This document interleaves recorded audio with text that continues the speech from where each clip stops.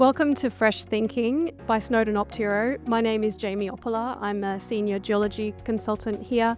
And today we're discussing something that sits right in the intersection of geology and mine planning, resource model size. Resource models are getting larger, more blocks, more subselling, more attributes, more simulations. In many cases, they're now hundreds of millions of blocks and multiple gigabytes in size. From a geological perspective, that can mean a better representation of the complexity and variability. But from an engineering perspective, bigger models can slow down optimization, scheduling, and day-to-day decision-making. So today we're asking a practical question. How do we make resource models smaller and more usable for engineers without sacrificing the detail that actually matters? To unpack that, I'm joined here by mining engineer Tarrant Elkington. Tarrant works closely with planning teams and sees firsthand how model structures affect optimization and scheduling performance. Because a model that used to run in minutes can now take hours, not because the ore body has changed, but because the model did. And in some cases, we've gone from a resource model being a tool to it becoming a bit of a data warehouse. So let's get into it. What do we actually mean by model size? Well, thanks for having me here, and I think a good topic for us to talk about as a geologist and a mining engineer. And one thing that I've, have got a strong interest in is that interface between the two groups. And so I think just to summarize what we're talking about with model size, I guess the thing we could define it is by the number of blocks that we have in the model, or the size in terms of how many gigabytes that we're using on our computers, and also the number of attributes that we have within each of those cells. Each of those sort of dimension, or the dimensions of number of cells and attributes, and actually kind of whether those attributes are numeric or alphanumeric even, might end up meaning a different size of the model in your in terms of file size. So in general, you think resource models are getting bigger? Yeah, so I guess, I don't see every model that comes across, but I think in general they get bigger and bigger rather than smaller and smaller. And it's a typical thing that happens with software and with hardware. Like, as every time you add some functionality or the ability to deal with something that's bigger, people use it. Or if you make the software faster, then they'll put bigger models into that. And I think it's a little bit of a trap that we fall into, is that just because the computer can do be faster, we can put more like detail into it. So we do, without actually stepping back and seeing whether that's actually the reasonable thing to do. And as I think it's a good point you made around is it becoming a data warehouse for information that you may or may not need in the future, right? So yeah, I think I'm not sure if in your experience that you see the models getting bigger. Yeah, absolutely. And I think there's three main drivers. I completely agree. You're looking at the extent of the model, your resolution, and the payload, or the amount of attributes you've got within your model. So oftentimes we can sort of be modeling far more than we'll ever mine in terms of extent. We often model well beyond the extent of any realistic pit shell or underground shape, or life of mine envelope, sometimes for very good reason early on, but it becomes dead weight later. It's like carrying the whole library because you might want to quote one page. Yeah. Resolution, block and subcell choices that out-resolve any mining decision. We choose a parent block size that's smaller than the SMU, or we're letting subcells run far below the information content of the drilling. Sometimes we're honoring the wireframes at the centimeter scale when the equipment is mining at a meter scale. And a big one, if we apply ore grade resolution to waste, so the barren volumes end up as really expensive detail. Yeah. Attribute bloat, as you mentioned. Even if the geometry is sensible, you can make a model huge by storing everything. Like you mentioned, multiple estimation passes from a, estimation or geological perspective, QA fields, flags, domains, dozens of geomet variables, and then, 50 to 200 simulation realizations potentially. The model becomes a master database, but the planning team only need a small subset of decisions. And then there's also the orientation or rotation misfit can create unnecessary subselling. So if a model isn't rotated to align with the ore body strike and dip, you can generate a ton of subcells that just honor the shapes but are oblique to the grid. So this can produce an inflated or hidden size. I think that's one for mining engineers who don't, I guess some people don't fully appreciate that, right? Because there's maybe the discussion on rotated models is a very emotive, Yes. discussion.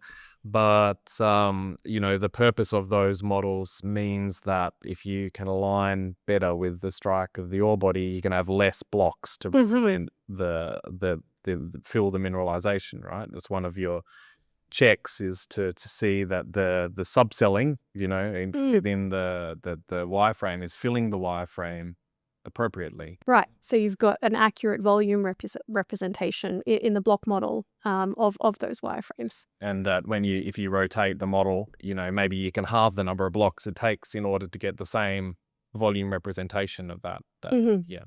Mm. So what are the consequences of all of this, these potential ways that we can add detail and thus size to the block models? What are the consequences for engineers, do you think? Yeah, well, I thought it's useful to explain, to geologists how, the models get used and whatnot. So Mm. generally speaking, like bigger models lead to slower processes downstream. So like say the next step along the road, we'll do a pit optimization, and the size of the block is really, it can be even exponentially related to the run times that you have for Mm. optimization. I was working on one like recently, so I've tried and run it's a large deposit, trying to run it 10 by 10 by 5 sort of parent block size, and maybe took 4 hours to run. And then I change it to say 20 by 20 by 15, and we're looking at 15-meter benches and whatever. And it takes 4 minutes to run. So you think about the difference between 4 minutes and 4 hours means I can do a lot of scenarios. I can do a lot of checks.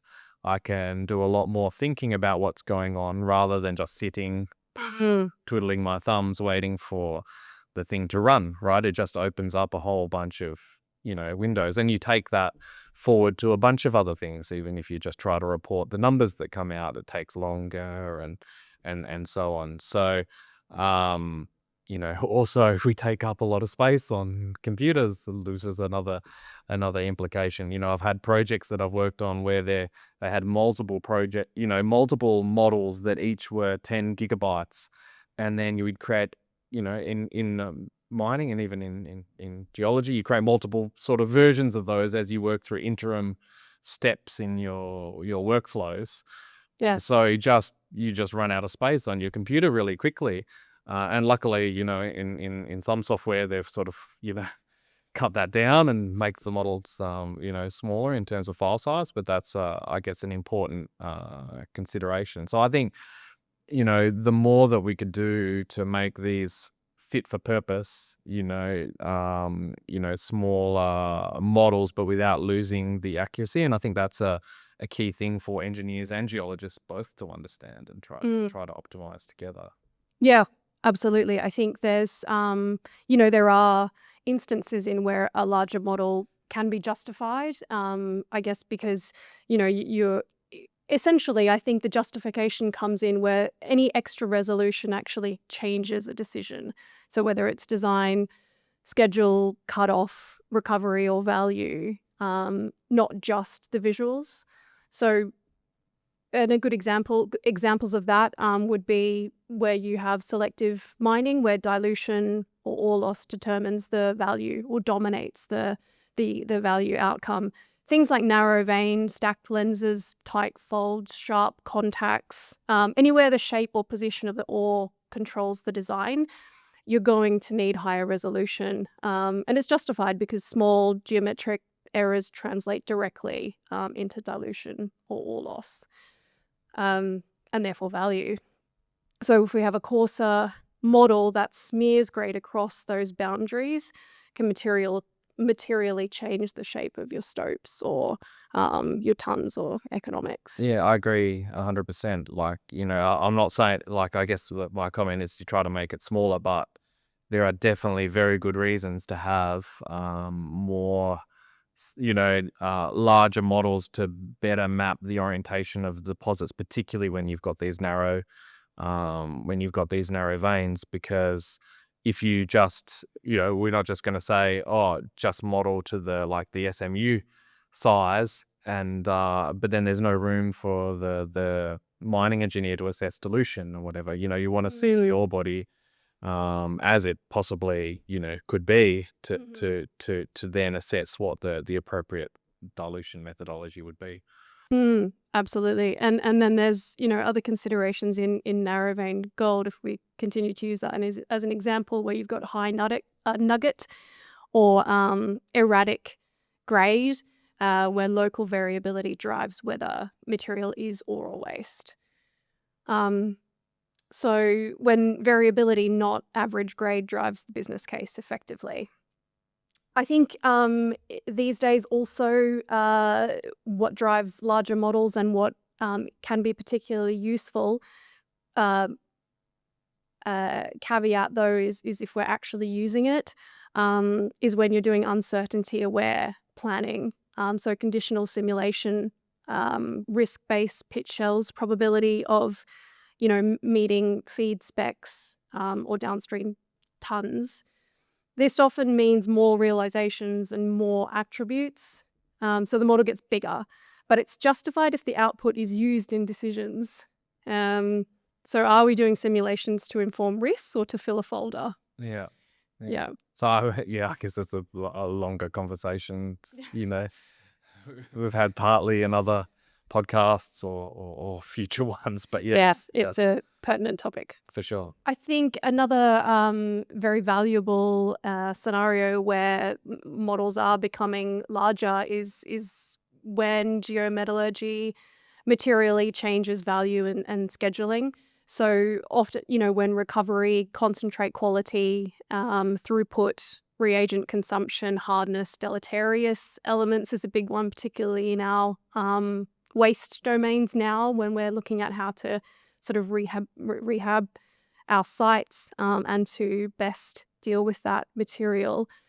If the plant has hard constraints, spec windows and that sort of thing. So if metallurgy drives the schedule, the model has to carry those fields. Yeah, and so anything you need to report, you need to have available. But when we've seen lots of cases with like 100 geometallurgical, parameters where you've got different grain size and that has a different suite of elements attached to it and whatever, which is, when you see it as a first time for a mining engineer, it gets a bit or probably as for a geologist, it gets a bit overwhelming. But so long as that's being used and Right. everything is well defined, that's also the risk that you get when you have more variables. There's more variables you need to define, more variables there are for people to misunderstand their potential applications. So I think, as these get bigger and bigger, I think there's like this exponential effort that needs to be put into helping people understand that Yes. use them as well. Yeah, and I think that's where the communication between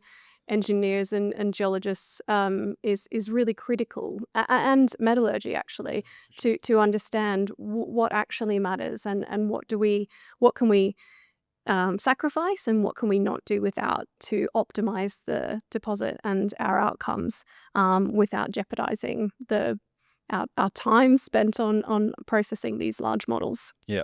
So I guess, it's just worth maybe thinking about, well, okay, we've said we want we want smaller models, but we want to not sacrifice the value in their certain situations. So I mean, I think it's really about what are the smart ways that we can that we can go about making that trade-off, in the most appropriate way. And I think probably the first thing is that we do generally here is you'll have a geology model and an engineering model, and they're both the same thing.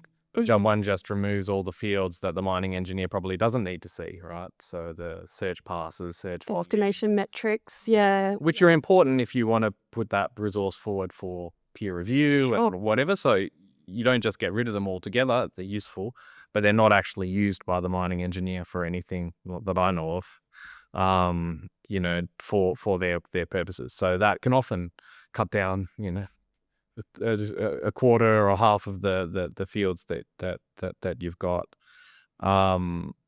The rotation, right? So if it's going to be that big a problem of filling your, wireframe, then maybe rotation needs to be considered, right? Mm-hmm. My focus is usually in the waste blocks. So because a lot of the blocks that you create in a block model to do for pit optimization, for for dilution analysis, whatever, it creates a lot of blocks for not a lot of value. Like you actually don't have a huge amount of information about waste, right? Right. Yes. So do you need to model it to the same block size? You know. Mm. So Mm-hmm. I think is there any rule? Like some people feel like I think it's a rule that when you go into a model and you look at the parent cell size, that is actually the parent cell size that was used for estimation. Right.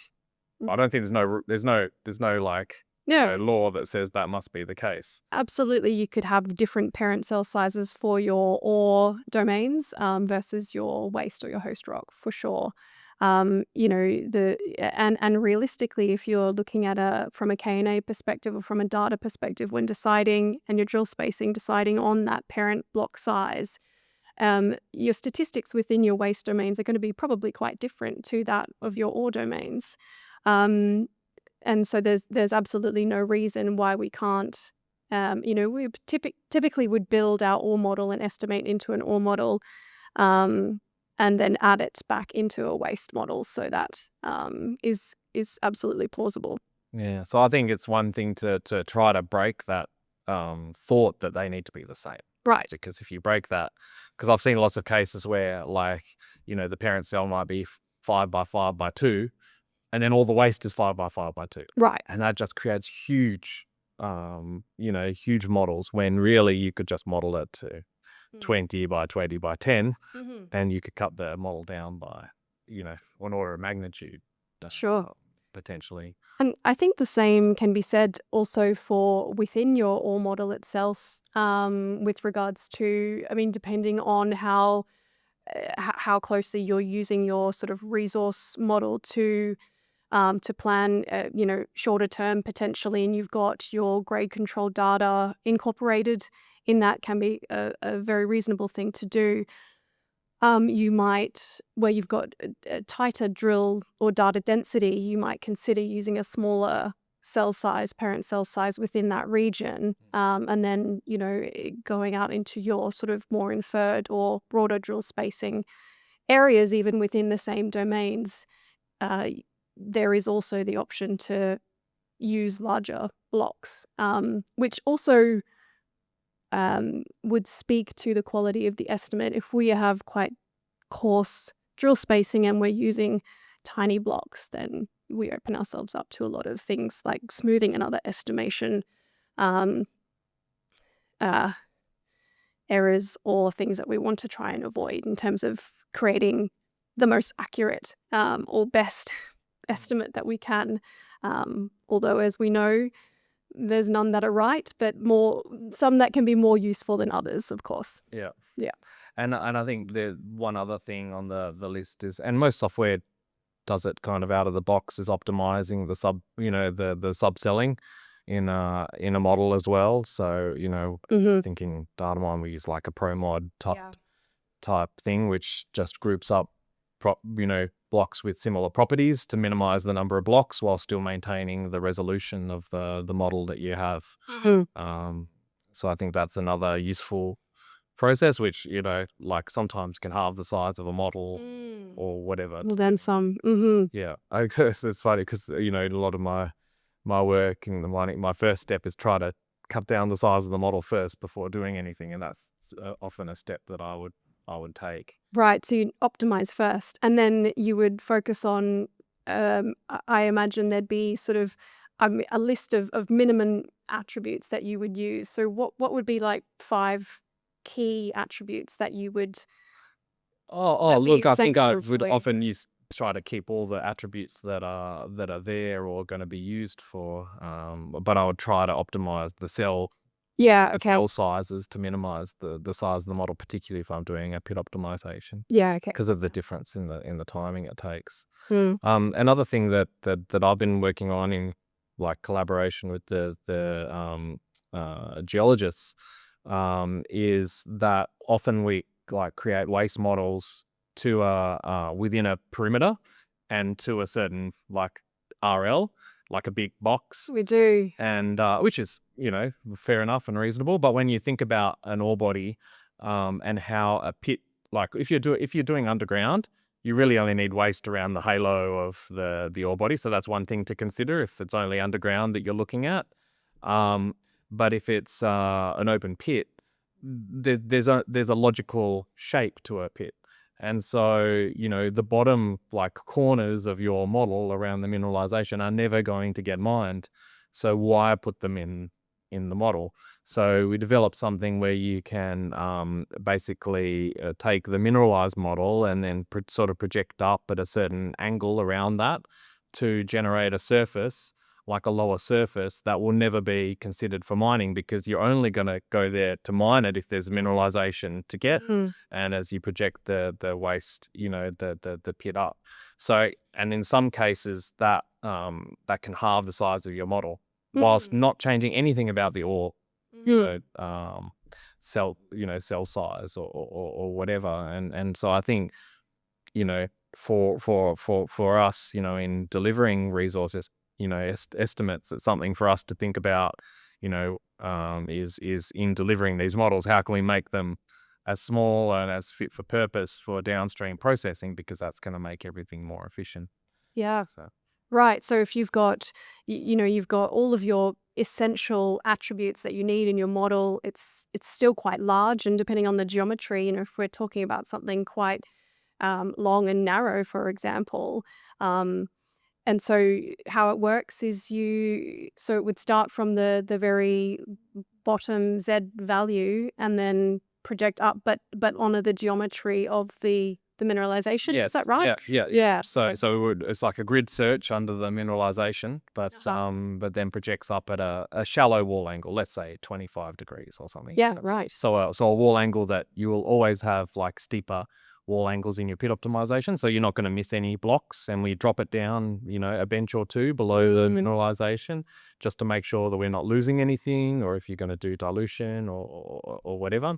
So you can play with those settings, but it does at least get rid of all of that, the stuff that's just never going to be considered. And as a secondary thing, if that surface we generate actually goes outside of the prototype or the box that we created the model in, maybe there's not been enough waste added. Right. You could figure that out at an early stage, rather than wait for the pit optimization to be done and see if it actually went and took that out as well. Yeah, Might lead yeah. to a faster iteration or finalization of a geology model. So Hmm. um, It's a great check to run, I think. And that in combination with removing your air blocks, I think is a great way of us being able to deliver a model that is practical and usable at a reasonable size, whilst being able to maintain the quality of the data present. yeah, I know some software likes to put air blocks in and fill the whole box, Yes. but other software, that's not necessary. And so as a mining engineer, the only air blocks I care about are probably voids, underground Right. voids, but air blocks above ground, that's just air. So that's just wasted that's just bloat in the model. So, Mhm, mhm. so yes, it would be great if that was removed from the model. Okay, so I think the takeaway is pretty simple. The best model isn't the biggest model, it's the smallest model that supports all of the right decisions. If we're modeling beyond the mining envelope, subcelling below the mining scale, or carrying hundreds of fields that never get used, we're not adding value, we're just adding friction. A really useful approach is to treat the geology model as the master truth set and then build a planning ready version, as you mentioned earlier, that's trimmed, fast, and fit for purpose.